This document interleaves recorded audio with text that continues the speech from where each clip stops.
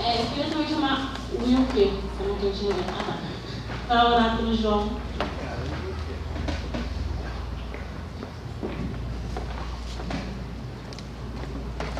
Vocês conseguem não receber o microfone aí?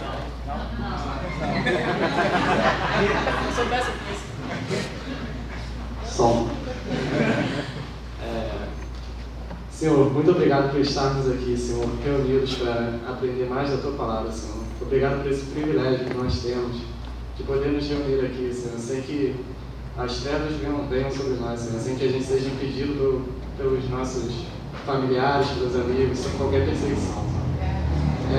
Eu te peço, Senhor, em especial pelo João, que vai estar trazendo a palavra hoje, e que a Tua vontade seja feita, Senhor, que a mensagem que o João vai trazer para nós que alcance os nossos corações. Eu te peço também pela vida de cada um que está aqui, o Senhor sabe as necessidades de cada um.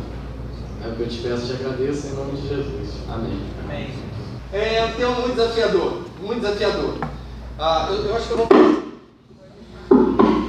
Agora depois ainda. Acho que eu vou falar sem o microfone, para mim é melhor. Se vocês tiverem dificuldade aí, eu também estou tremendo igual o Wilker. Olha lá, o Wilker. Tem que ser com o microfone? Não. Tá, então tá bom. Um tema muito desafiador para o nosso tempo, cara. Porque a gente vive um tempo do pluralismo, a gente vive um tempo onde não tem verdade. E a nossa geração, estava comentando hoje mais cedo sobre isso, né? Com o pastor Álvaro. A gente ainda foi criado com algumas diretrizes dos anos anteriores. Então, a questão do homem e tal. Então, a gente vive uma transição muito rápida. A transição cultural que a gente passa nos últimos 10, 20 anos é uma transição que de repente ao longo de outros 60, 70 nós não tivemos mudanças tão radicais, igual a gente está tendo nesses últimos 20 anos. Então, estava compartilhando mais cedo com o pastor Álvaro, eu vou ter, meu filho já nasce, meu filho tem 4 anos, ele já nasce inserido dentro do contexto da ideologia de gênero, por exemplo. Então, estava falando também com ele que dentre as minhas maiores, a minha maior responsabilidade, dentre as minhas atribuições, pastor, professor, marido, eu acho que é a de ser pai. Principalmente pelo contexto em que a gente vive agora. Ter que ensinar o Davi a palavra de Deus e mostrar para ele desde pequeno o que é aquilo que nós acreditamos, com esse confronto cultural que cada vez mais se desmascara, que cada vez mais se torna claro, límpido para nós, vai ser o meu maior desafio. E não diferente é o contexto do texto que a gente está lendo. Então, só para fazer um contexto aí do versículo, Paulo não plantou a igreja em Roma, ele não plantou, e até a carta ele ainda não tinha visitado a igreja. Ele envia a carta na perspectiva de ir encontrar com aqueles irmãos, mas não é ele aquele que fundamenta a igreja igual ele fez em Gálatas. Gálatas ele plantou a igreja e não é o que ele faz em Romanos. Então em Romanos a gente percebe ele relembrando alguns pontos muito importantes, principalmente a questão da fé. Então ele retoma Abacuque, né, o justo viverá pela fé, e aí ele vem, retoma Abacuque e acrescenta a justiça de Deus. Ele faz isso ao longo de todos os capítulos. E se a gente pudesse dividir o livro de Romanos, a gente dividiria ele em 2 partes. Uma parte até o capítulo 11, onde o apóstolo tem uma entonação teórica. Ele vai explicando teoricamente o que é a fé, o que é servir a Jesus, como que nós somos chamados. Olha lá Romanos 8. E aí se a gente for falar do chamado que nós temos dentro o chamado salvífico, Romanos 8, 9, ele vai se esmiuçando isso, como que é o chamado. Ele vai explicando para uma igreja que, como eu disse, que ele não plantou, então ele vai sendo didático. E a partir do capítulo 12 ele vai sendo prático.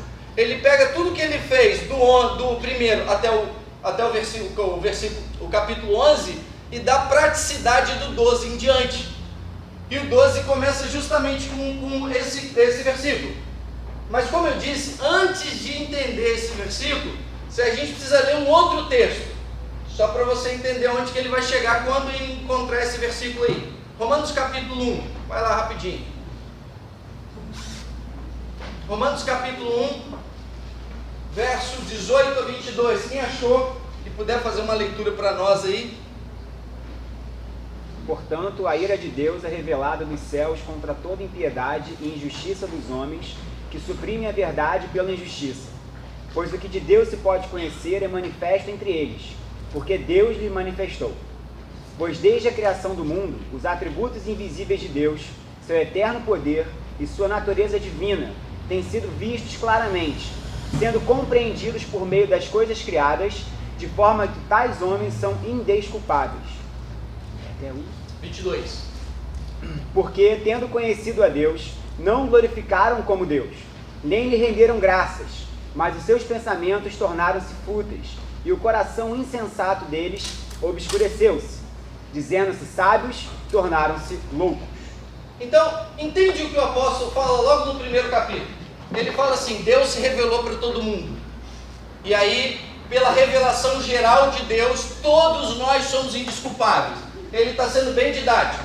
E aí ele vai falar assim, sendo Deus aquele que se revela para o homem, e esse homem que não conhece a Deus, ele é indesculpável e agora ele vira opositor a Deus. Então, só para você entender o contexto, esse texto ele levanta para nós pelo menos 4 perspectivas até a gente chegar lá. A primeira perspectiva, Deus se revelou ao homem. Ele se revela pela criação dele, perfeito, gente. Só também para continuar rapidinho nesse ponto, o pessoal me pergunta muito dentro da sala de aula, depois que descobre que eu sou pastor. Eu não falo assim, o pessoal vai na rede social e descobre. Cara, você é pastor? Sou. Mas você é professor de biologia também? Sou. Não tem problema nenhum para mim, eu sou bem resolvido com isso. Mas como é que você consegue? Falei, cara, como os grandes cientistas fizeram essa bobeira que a gente está vivendo agora de oposição, de uma ciência que se opõe a Deus, é uma bobeira de 10, 20, no máximo são 50 anos. Os grandes cientistas sempre reconheceram o divino, era natural para eles, porque quanto mais eles descobriam a respeito de alguma coisa, mais eles olhavam para aquilo e falavam assim, isso aqui não tem como ser sozinho, isso aqui só pode ser o divino, só pode ser alguém que criou. Os grandes cientistas reconheceram. Então, Deus se revela. A revelação geral de Deus nos torna indesculpáveis. Então, Deus se revela ao homem. O homem não conseguiu conhecer a Deus. O apóstolo Paulo está falando. E tais homens vivem suas vidas conduzidas pelas suas verdades, que na verdade são mentiras. Então, olha o que acontece. Deus se revela, o homem não reconhece a Deus, e ele não reconhecendo a Deus, ele começa a viver as suas mentiras, que ele é convicto de que são verdades. E todo pensamento do homem se torna fútil. Eu ia falar professor, né? Pastor, por que você está falando isso? Porque quando a gente chega nesse versículo, e não vos conformeis com esse século, outras versões diriam, e não vos conformeis com esse mundo, a primeira coisa que você tem que entender é que o apóstolo está falando assim, o mundo jaz do maligno, cara. A cultura desse mundo é opositora a Deus. Não tem meio termo. No próprio versículo ele retoma isso. Ele fala assim, não vos conformeis com esse século, mas transformai-vos. Você não tem 3 caminhos. Ou você se conforma com esse século, ou você se transforma. Ele retoma aquilo que ele está falando com Romanos há muito tempo. O mundo jaz do maligno e a cultura desse século, ela é opositora a Deus, ela é inimiga de Deus. Tudo que a cultura desse século vai fazer é conduzir o pensamento sempre à oposição a Deus, sempre em fazer oposição a Deus, cara. Se você tiver um olhar um pouco mais atento para as coisas que estão acontecendo, você vai perceber que tudo no fundo, tem uma pitada de oposição a Deus. Comentei esses dias, não quero entrar em muito detalhe, porque eu acho que isso pediria um estudo mais profundo, né? A tal da exposição. O pessoal estava falando lá das crianças. Cara, achei aquilo óbvio, claro. Você tem a exposição das crianças ali, você tem pedofilia. E outra coisa, cara, conhece alguma coisa antes de falar besteira no Facebook. A Bíblia já te ensinou isso, ó. Seja tardio no falar, cara. Seja tardio porque vai, estuda um pouquinho, lê, vê as obras. Se você olhar as obras, vai lá, procura as obras no Google, você vai conseguir ver alguma coisa. Você vai perceber que tem uma clara ofensa ali, uma clara... Beleza, isso aí ficou claro para todo mundo. Só que se você tiver um pouquinho mais de cuidado, você vai perceber que tem um Jesus com vários braços assim embaixo. Vocês perceberam? Você percebeu que tinha umas hóstias lá com várias coisas escritas. Se você for bem no profundo da cultura desse século, ela em algum ponto ela vai fazer oposição a Deus. E ela vai usar ferramentas para isso. E no contexto do versículo, o apóstolo Paulo está falando isso para a igreja para os romanos: olha só, o mundo ele só tem dois caminhos, ou você segue a Deus ou você é inimigo dele. Então esses homens eles tiveram a oportunidade de conhecer a Deus e não conheceram. Ele reafirma isso no capítulo 8, já vou chegar no 12. Abre lá rapidinho, 8, versos 5, 6 e 7. Quem achou, lê aí para nós.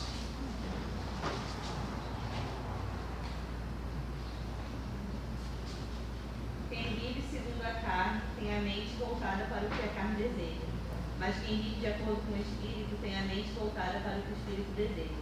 A mentalidade da carne é morte, mas a mentalidade do Espírito é vida e paz. A mentalidade da carne é inimiga de Deus, porque não se submete à lei de Deus, nem pode fazê-lo. Quem é dominado pela carne não pode agradar a Deus. Entretanto, vocês não estão sob o domínio da carne, mas do Espírito. Se de fato o Espírito de Deus habita em vocês, e se alguém não tem o Espírito de Cristo, não pertence a Cristo. Olha só, o texto é muito claro e sintetiza tudo que a gente está falando e o que o apóstolo está querendo dizer para a igreja. Olha só, aquele que vive na carne vai fazer coisas do pecado, vai fazer coisas da carne, e o pensamento dele vai ser conduzido por isso. O apóstolo Paulo, no versículo 8, no capítulo 8, ele deixa extremamente claro isso. E agora você volta para esse versículo e aí começa a ler ele com os olhos. E não vos conformeis com esse mundo.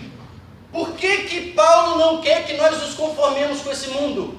Porque o mundo jaz do maligno. Porque o mundo é conduzido pelo pensamento opositor a Deus. O mundo ele é conduzido por uma agressão de alguma forma, usando alguma ferramenta a Deus. O apóstolo ele começa apresentando a questão de não se conformar, é porque existe um problema no mundo, cara. Não ache que tudo é natural. Você precisa ter um olhar crítico, você precisa ter um olhar clínico nas coisas que estão acontecendo. E eu tenho tido muita dificuldade com isso lá com os meninos da igreja, porque eu acho que no Brasil a gente não vai ter perseguição religiosa, a gente vai ter perseguição ideológica. Eu acho que muito em breve as máscaras elas vão continuar caindo e a oposição cada vez vai ser mais clara ao Evangelho de Deus, a Jesus Cristo. A nossa perseguição no Brasil não vai ser perseguição a faca, a fogo, ela vai ser uma perseguição ideológica. Se você dizer na tua faculdade, reconhecer que Jesus foi criador do homem, você vai ser tido como retrógrado, você vai ser tido como... Eu vou tentar escrever alguma coisa sobre isso aí. Falar de evolução versus criação dentro da escola, dentro da sala de aula, cara, já está começando a virar chacota. Você falar que Deus criou, que Deus fez todas as coisas, dentro da escola já estou tendo dificuldade para falar sobre isso. Porque desde o sexto ano o menino já é doutrinado a acreditar na evolução. Desde a escola tem feito isso de forma muito, muito forte. Então, o mundo ele já tem um caminho. Qual é o caminho desse mundo? A perdição, cara. Tudo que o mundo faz conduz à perdição. O que você precisa colocar aqui na cabeça hoje é que nós não temos meio termo, não tem ninguém inocente nessa história, cara. Por mais que pareça inocente, não é. Ela tem um fundo de agressão aos preceitos bíblicos. A gente precisa ter esse olhar crítico e olhar essa cultura que transita muito em 20 anos, e esse é o nosso desafio, olhar para essa cultura e perceber que ela tem nos conduzido para um caminho de oposição a Deus. Paulo vai falar isso lá para Romanos e Paulo vai dizer isso para você hoje. Não se conformem com esse século, porque esse século jaz do maligno. Não ache que tudo pode ser, que dá para conciliar as coisas, porque não dá. A gente está vivendo uma grande crise, uma crise de identidade. A gente está... E aí eu vou chegar mais lá ainda. Vou chegar no ponto onde eu quero a mensagem. Eu só quero te conduzir esse pensamento. A gente ainda vai chegar no ponto dessa mensagem. Mas você entender que esse mundo, ele é opositor a Deus, é o princípio de tudo. Ah, mas pastor, tem coisa que não tem nada a ver, não. Cara, tem coisa que não tem nada a ver e você está achando que não tem nada a ver. Mas ela, no fundo, ela é uma agressão ao Evangelho de Deus. Porque não tem ninguém neutro, cara. Não tem ninguém neutro. Não adianta você... Sabe qual é o problema? Outro problema da nossa geração? Que a gente acha que a gente é expert em tudo, velho. A gente acha que a gente é melhor em tudo. Não, pastor, tá tranquilo. Tranquilo. Tá tranquilo comigo, pastor. Eu consigo fazer essa leitura do mundo e do Evangelho, e eu consigo fazer as minhas ligações. Você não consegue. Só o fato de você reconhecer que consegue já demonstra a tua meninice, porque você não consegue. E essa cultura, ela é peçonhenta, cara. Ela é peçonhenta. Ela entra pelas gretas da igreja, ela toma os nossos conceitos, ela muda as nossas verdades, ela tenta conciliar as verdades bíblicas com os movimentos da cultura. Eu estava falando esse negócio de criação e evolução, e aí na aula, cara, eu faço questão de falar do design inteligente. Eu não quero nem saber, eu estou dentro da sala de aula, eu fecho a porta e ensino o que eu quiser. Se a diretora quiser lá bater, eu vou falar que está dentro da matéria e eu não quero saber. Os meninos, professor, pode gravar? Pode gravar o que você quiser, vamos lá. E eu falo do design inteligente. Eu falo assim, existe a evolução. Lamarck, inclusive Lamarck reconhecia a divindade. Lamarck, Darwin, depois veio o neodarwinismo. Darwin mesmo foi muito mal interpretado, só um parênteses aqui. E aí eu falo, existe uma outra teoria muito boa, chama design inteligente. A complexidade das suas células, que a gente já viu em outras matérias, ela não é explicada pela evolução. Se você crê se você crê numa lei física que tudo caminha para desordem, como é que você explica a complexidade do homem? Não tem como. E aí eu vou colocando, eu vou falando isso na aula. Termino a aula, um garoto veio me procurar. Professor, você acredita mesmo nisso? Eu falei, eu acredito muito. Você acredita no design inteligente? Eu falei assim, eu avaliando como professor de biologia, eu acho que é um caminho muito bom, assim. Eu acho que é um caminho muito, muito lógico, mais lógico do que a evolução. Você precisa ter mais fé para acreditar na evolução até. E aí eu ouvi a conversa dele. Não, é porque eu tenho um primo pastor. Aí, cara, eu já falei, esse negócio, e ele sabia que eu era pastor. Vai dar errado. Mas vamos lá. É porque eu tenho um primo pastor, ele fez teologia e tal, num seminário aí, e aí, o que aconteceu? Eu estava conversando com ele sobre evolução, cara, e ele me falou, sabe o quê? Que Gênesis não é bem assim, que Gênesis é um texto poético só, que Gênesis, na verdade, é só uma paráfrase só, né? E aí, eu consegui detectar naquele menino ali o que tem acontecido com a gente, cara. Em outras visões. Você tem um conceito de que Deus cria tudo. Você sai daqui e vai encontrar com a cultura. Às vezes a cultura é agressiva, às vezes ela é perniciosa. Então, o cara que sai com a cultura, que sai lá para a cultura, ele vai começar a ler, estudar, ouvir sobre a evolução, e ele vai falar assim, isso aqui parece que tem verdade. E aí, em vez do cara voltar e firmar a fé dele, e buscar entender as explicações para o texto, ele vai achar lógica na evolução, mas ele continua na igreja. Ele acha lógica na evolução, mas continua aqui falando amém para o Gênesis 1, Gênesis 2 e Gênesis 3. E aí qual é o caminho de interligação que ele vai fazer? E isso chama neoliberalismo. Ele vai fazer assim, a evolução tem verdade. Gênesis também tem alguma coisa de verdade. Qual é a explicação que eu faço para conciliar os dois? Gênesis é poético. Deus cria, mas não é daquele jeito. Foi Ele que criou, mas Ele está usando a evolução para criar. Cara, você faz isso em outras esferas. A questão da homossexualidade. Qual é o discurso que a gente ouve muito aí? Dentro da igreja você aprende que existe só homem e mulher. E como biólogo eu falo para você que só existe homem e mulher. Não existe outro genótipo que não homem e mulher. A gente pode ter mais tempo para conversar sobre isso também. E aí o cara vai lá fora, ele encontra, ele vai viver nessa cultura, e ele vai ver muito essa coisa. E aí qual é o caminho que ele vai fazer da ligação do não confrontamento com a cultura desse século, com a verdade que ele entendeu na igreja? Deus é amor. Deus criou o homem e a mulher, mas Deus é amor, cara. Deus ama todo mundo. Você está entendendo que não existe meio termo? Essas ligações que a gente está fazendo com a cultura, isso não existe. O apóstolo Paulo, quando ele fala esse versículo, quando ele apresenta esse versículo aos Romanos, ele está justamente falando isso. Não adianta se conformar com esse mundo, cara. Não adianta olhar para a cultura desse mundo e achar que tem jeito, porque não tem. Eles não têm o temor de Deus. Eles não têm os princípios de Deus. E agora, como eles não reconhecem a grandeza de Deus, eles são opositores a Deus. Então o mundo jaz no maligno. E aí ele usa a palavra conformeis. E aí, se você pegar no grego ali, não vos conformeis, ele o conformeis, junto com a negativa, ele é um imperativo. É como que o apóstolo estivesse dizendo assim, não façam isso, de forma muito expressiva. A gente lê, não vos conformeis com esse mundo, mas se você pegar um estudo no grego, você tem uma negativa com um imperativo.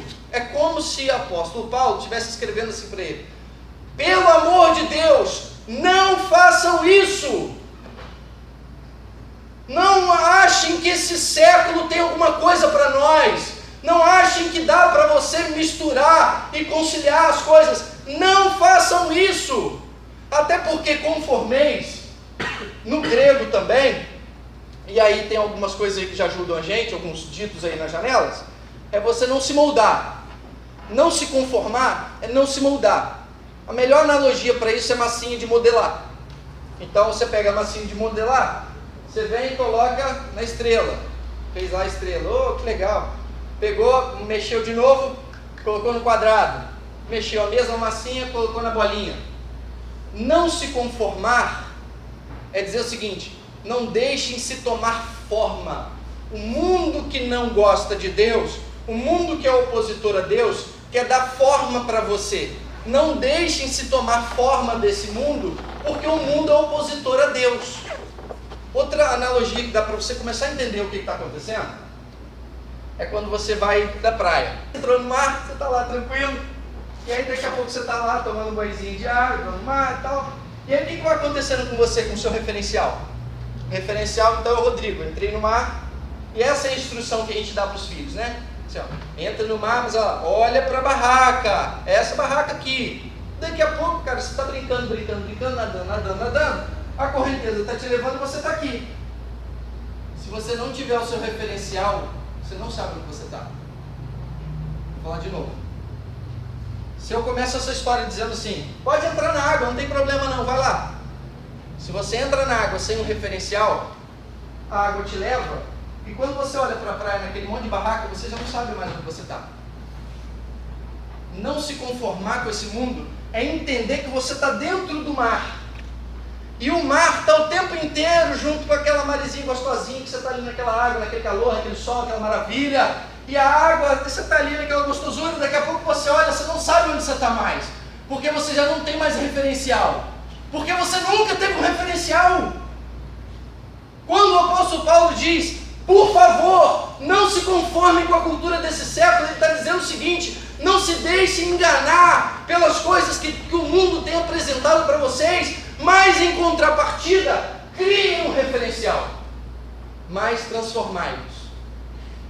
Não nos conformeis com esse século. Não se deixem amoldar pelas pressões externas. Porque o século jaz do maligno, ele é dono desse mundo. Ele está imperando, governando sobre a cultura e ele quer fazer isso com você. Mas, não façam isso, mas façam isso. Faça o quê? Mas transformai-vos. Não é transformem o mundo. Veja bem, que às vezes a gente se engana nesse texto.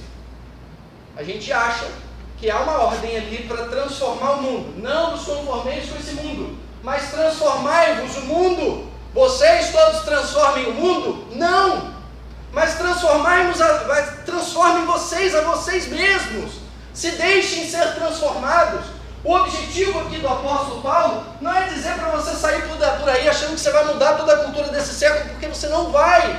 Quem vai continuar imperando nesse século vai ser o maligno. A Bíblia é muito clara em dizer para nós que o nosso único refrigério vai ser na glória com Jesus. A gente só está caminhando para coisas piores. É claro que isso não é desculpa para você não evangelizar, não seja menino. Mas dizer que você vai sair por aí como super-homem, eu vou mudar a cabeça de todo mundo, não vai. Por isso que a recomendação do apóstolo é: transformem vocês a vocês mesmos. Sabe por quê? As coisas vão fazendo lógica no versículo. O mundo é do maligno e você não pode se conformar com esse mundo. Mas, se o mundo é do maligno e eu não posso me conformar com esse mundo, o que eu tenho que fazer então para não ser guiado pela maré da vida? Eu preciso me transformar, vivendo ainda nesse mundo que jaz do maligno. Eu, dentro desse mundo que jaz do maligno, eu não mudo o mundo, mas eu começo me mudando. Ou eu começo a me deixar ser mudado. Porque na verdade, no grego, transformai-vos, ele quer dizer, ela é uma expressão usada de dentro para fora. Enquanto eu olho conformar, não vos conformeis, conformar é uma pressão de fora que me conforma, que me dá forma. Transformar é uma mudança que vem de dentro e que brota de mim. Então, se conformar é uma pressão externa que tenta me dar forma, transformar é algo que vem bem do meu interior. Não vos transformai-vos. Então eu não me conformo com esse século, eu não me deixo tomar forma desse século, mas o único jeito de eu não tomar forma desse século é me deixar ser transformado de dentro para fora. Mas como me deixar ser transformado de dentro para fora, pastor? É a última parte do versículo. Mas transformai-vos pela renovação da vossa mente. O único jeito de você se deixar ser transformado, e até porque essa palavra no grego também, ela está no passivo, e o grego é bem interessante, é bem bonito nisso. Eu gosto sempre de olhar, porque o grego, você quando olhando o original, ela te dá outras. Se você olhar essa palavra no grego, transformai-vos, ela está no passivo. E o passivo no grego é como se eu dissesse assim, eu fui para a loja. Um exemplo, eu anotei aqui o exemplo para ficar mais fácil. Olha lá, ó.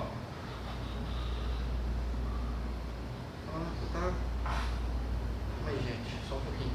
Aqui, ó. É como se eu dissesse assim, ó. Uma coisa eu falar assim, ó. Eu vou para a loja. Outra coisa eu dizer assim, eu fui levado para a loja. Quando eu digo eu fui levado, não há uma ação direta minha em ir para a loja, mas alguém me conduziu para. Transformai-vos no grego, que está no passivo, ela dá essa ideia. É você se deixar ser transformado por alguém. Ela dá a ideia de coparticipação, ela dá a ideia de alguém junto com você te levando à ação. Então, transformai-vos, no grego, quando o apóstolo Paulo estava falando, o pessoal que estava lendo isso, entendeu assim, bom, então não é para eu me conformar, então é para eu me transformar, sendo conduzido por alguém, sendo conduzido pela única resposta para que nós não vivamos a cultura desse século, que é nos deixar ser conduzidos pelo Espírito Santo. E essa condução vem de dentro para fora, brota em você. E aqui um outro ponto muito rápido, ela tem que vir de dentro para fora. Porque se você continuar dentro da igreja, mais 10, 20 anos, sem entender que essa mudança vem de dentro pela condução do Espírito, mas você vive a igreja ainda, você vai sempre achar que a igreja quer dizer para você o que você tem que fazer e o que você não tem que fazer. Tem que fazer isso eu não faço. Isso eu faço, isso eu não faço. E isso tem outro nome. Qual o outro nome que a gente dá para isso? Legalismo e religiosidade.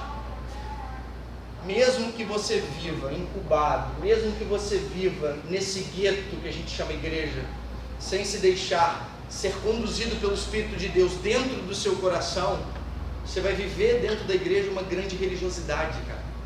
Porque você vai viver, eu não posso beber, não posso fumar, não posso ouvir música, eu não posso fazer isso, eu posso fazer... Você vai viver essas regras achando que isso vai salvar você.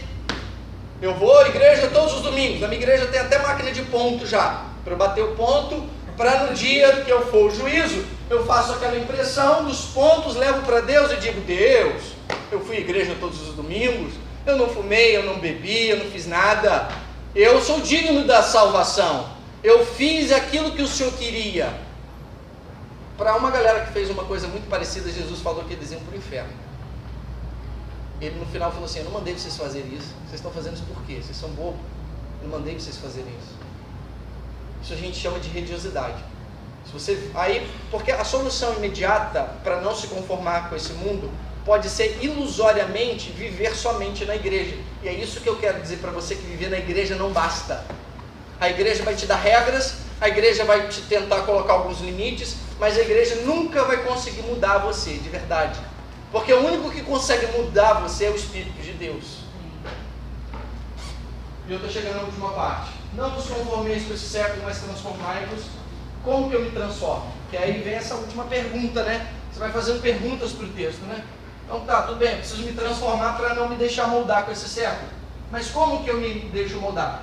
Pela renovação da mente. E aí que está um ponto bem interessante. O que é a renovação da mente? Que também dá essa ideia de contínuo, não é uma vez.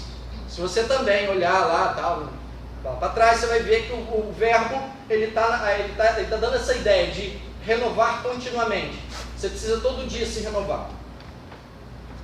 Viver na igreja sem deixar a sua mente ser renovada vai ser religiosidade. Viver na igreja, achando que a igreja vai te salvar, vai ser religiosidade.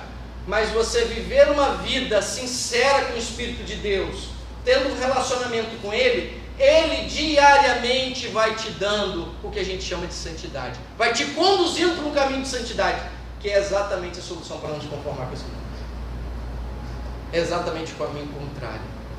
Então, como que eu renovo a minha mente? Se eu não posso me conformar, eu preciso me transformar pela renovação da mente. Como que eu renovo a minha mente? Um ano eu estou pregando lá na igreja em Itaperuna. E lá está acontecendo uns fenômenos assim, muito interessantes. Eu prego assim, alguma coisa assim. Aí você olha para a cara dos meninos e diz assim, esses meninos não entendem. Sai feliz, a gente sai, lancha, come com a molecada. No outro final de semana, o pai de algum menino me liga: pastor, fulano fez isso. Eu falei, mas fulano estava no domingo olhando com uma cara para mim que entendeu tudo, velho, cadê? Lá teve uma vez que eu preguei um sermão no sábado, aconteceu algumas coisas lá. No outro sábado eu preguei o mesmo sermão, porque eles não entenderam nada. E eles não entenderam nada, e eu estou nessa ideia, eu estou pregando evangelisticamente lá há um ano. Os meninos quase tudo da igreja, nascido criado. Eu estou pregando o evangelho da cruz lá há um ano. Eu estou pregando lá sobre pecado há um ano. Porque como eles nasceram em berço, eles acham automaticamente que eles são salvos. E se eles não aceitarem verdadeiramente a Jesus Cristo, eles estão no inferno. O pai deles não é capaz de salvar eles. Eu estou pregando evangelisticamente lá há um ano. E quando eu me lancei esse desafio e tive essa perspicácia, não de olhar os meus jovens, mas de olhar no geral, eu percebi que a gente está falhando nisso aqui. A gente não renova a mente. Como a gente não renova a mente, a gente não é transformado, e a gente vive uma vida dentro da igreja tentando conciliar as duas coisas. O problema que eu diagnostiquei lá, e assim que eu vejo, corriqueiramente. Eu não renovo a minha mente, mas eu vivo na igreja. Eu vivo achando que estou sendo transformado, mas não estou. E eu acho, e aí no final eu estou sendo, na verdade, conduzido por esse século, conciliando as duas coisas. Sabe por que isso? Porque renovar a mente significa duas coisas. A primeira coisa, para renovar a mente, significa ler e estudar a palavra de Deus. Véi, a gente erra muito aí, cara. Você não vai conseguir renovar a tua mente, o Espírito não vai conseguir fazer um trabalho dentro de você, se você não saber o que é Deus, quem é Deus, o que Ele fez, o que Ele pode fazer, o que Ele falou, o que Ele não falou. O Espírito não vai conseguir trabalhar no teu coração como um passe de mágica, porque Deus não faz isso. Deus não trabalha com essas mágicas espirituais que eles têm pregado por aí. O Espírito, uma vez que eu reconheço Cristo Jesus como meu Salvador, agora o Espírito habita em mim, e agora eu buscando a Jesus, a conhecer quem é Jesus, a conhecer quem é Deus, lendo a palavra dele, o Espírito de Deus comigo, lendo a palavra de Deus, vai me conduzindo para um caminho de transformação diária, que vai me fazer olhar para o mundo e vai falar assim: eu não quero isso. Se você não lê a Bíblia, cara, você jamais vai entender que você está fora do teu eixo. O teu referencial se perdeu há muito tempo. Você sabe por que você está falando que Deus é amor e que Ele vai aceitar todo mundo? Porque você não lê a Escritura Sagrada e não sabe o que Deus falou. E vive reproduzindo coisas na rede social. Esses dias eu tive que... Estou falando, vai. Não, cara, porque essas coisas vão tomando na minha cabeça. Esses dias, pessoal, eu tive que chamar um menino no canto. Eu falei assim: vou fazer o seguinte, meu filho. Peguei o Facebook dele, abri na frente dele. Falei: tá vendo isso aqui? Isso aqui tá errado. Sentei com ele, vi, falava. Agora nós vamos fazer um exercício. Você vai ficar 90 dias sem postar nada. Porque você só está postando bobrinha, velho. Você não está vendo? Você diz que é crente, você diz que é cristão, que segue Jesus, e posta umas coisas que é exatamente o contrário que Jesus disse. Você está prestando um mau testemunho, não faz isso não. Então, vamos começar a fazer um trabalho didático. Primeiro você vai parar de falar na rede social.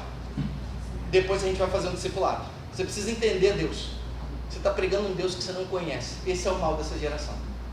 Se dizem cristãos, mas não conhecem a Deus, cara. Sabe por que não conhece a Deus? Porque tem preguiça de ler. Você não vai conhecer a Deus se você não ler a palavra de Deus.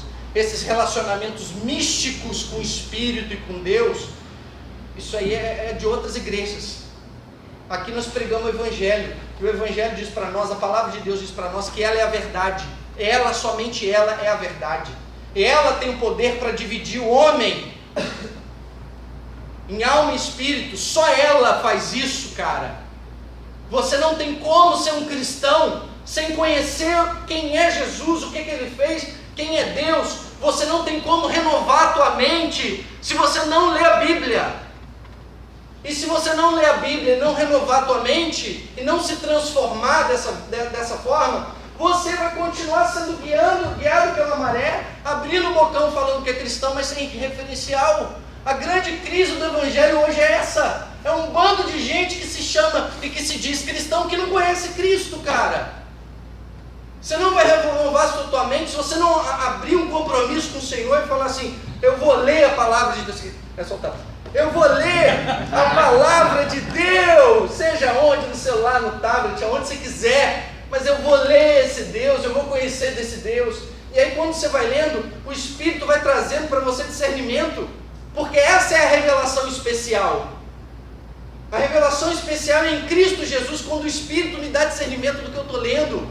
E eu vou lendo a Bíblia e eu vou falando: caramba, é isso? Como que eu pude estar tanto tempo falando um monte de abobrinha? E se você tem dúvida no texto, você vai tentar se apoiar em algumas outras literaturas que tentem ser fidedignas ao texto também, que tentem ter compromisso com o texto, e desse jeito você vai tendo discernimento, e aí você vai olhando para o mundo com outros olhos. Esse é o único jeito, cara. Então você tem que parar de preguiça. Ou você para de falar que é cristão, porque as duas coisas não tem como. Você dizer que é cristão e não ler a palavra de Deus, não dá. Isso é um desafio para nós, desafio para mim, tá? Vida corrida, professor, esposa, filho, pastor e tudo mais. E você também pode contar as tuas aí, cada um tem a sua, cara. Mas se eu não me policiar para fazer um devocional diário dentro da minha casa todo dia, todos os dias que eu consigo ter essa disposição, porque às vezes eu falho também, muito. Vem cá, Helena, Davi, vamos cá, vamos ler a palavra de Deus. E a gente vai ler um texto, explico para ele, explico para a Milena, rápido, uma oração, que o Senhor nos abençoe. Agora a gente pode ir para o nosso dia. Domingo de manhã, escola bíblica, vamos lá. Vamos começar a estudar a Bíblia de novo na escola bíblica. A gente adora estudar livro. Lá na igreja, a gente estava vivendo uma fase que a gente só estudava livro. Um ano que eu cheguei lá, estou olhando. Estudo de John Piper, o livro de John Piper é bom. Estudamos o livro de John Piper. Estudamos o livro de fulano, é bom. Vamos estudar na escola bíblica. O conselho chegou numa última reunião, falando sobre escola bíblica, e também era a visão do pastor titular da igreja. Eu só sou um mero auxiliar.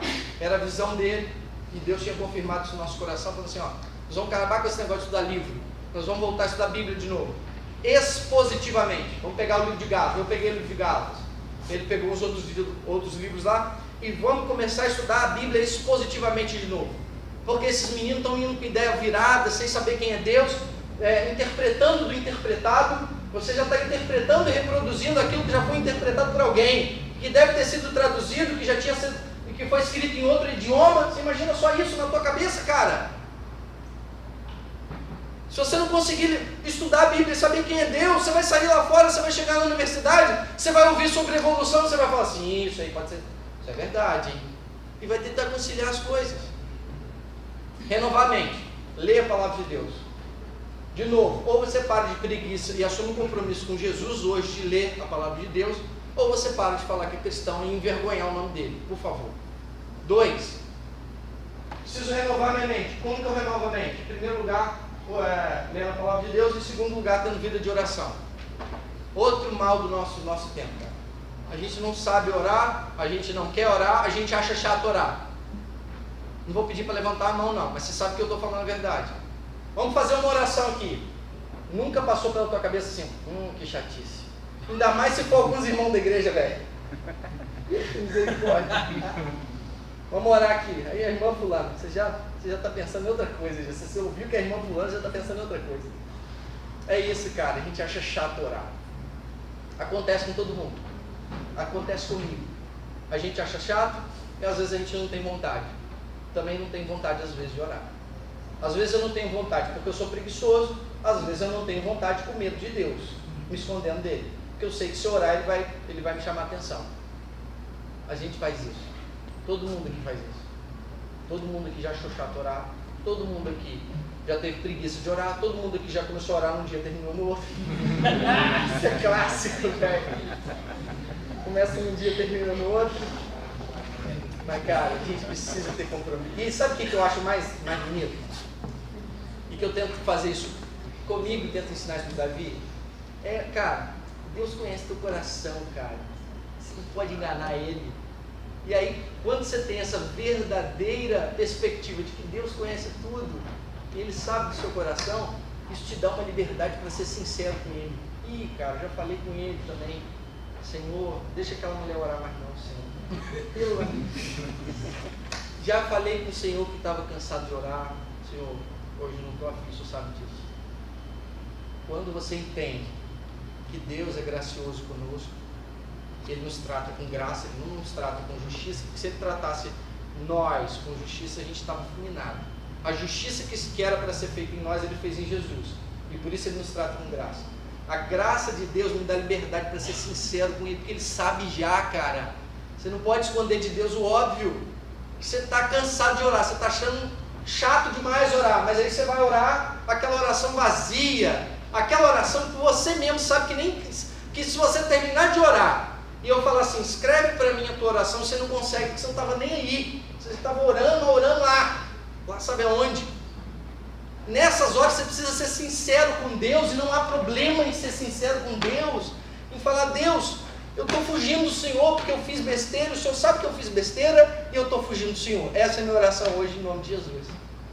Sinceridade com Deus, um relacionamento, a oração representa isso. A renovação da mente está em você conhecer a Deus diariamente na oração com Ele e se relacionar com Ele.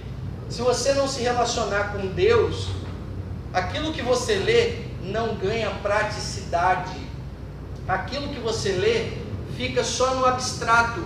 A oração dá praticidade ao relacionamento que a gente sabe que Ele tem conosco. A oração nos leva para além de servos, amigos. A palavra de Deus fala que nós somos amigos de Deus. Olha que coisa maravilhosa. E quando eu entendo que eu sou amigo de Deus, eu leio a palavra dele e me relaciono com ele respeitosamente, mas como um amigo, como uma relação sincera. Ele sabe, Zé, o que você anda fazendo aí, as besteiras. Você não pode esconder nada de Deus.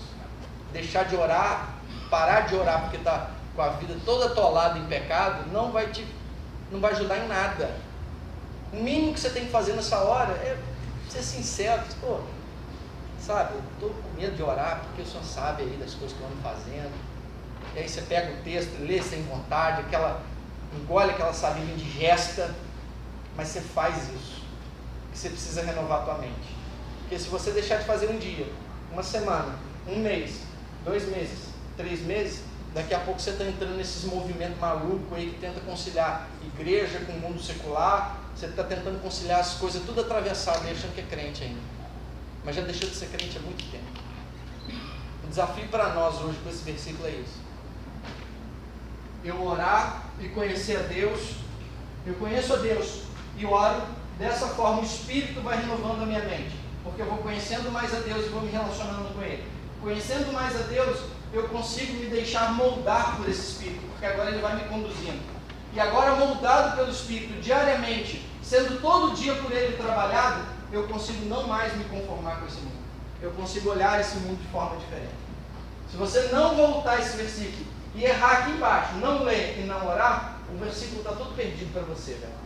Você vai chegar lá em cima achando que está fazendo coisa boa, mas está fazendo só besteira. Está tentando conciliar um monte de coisa aí.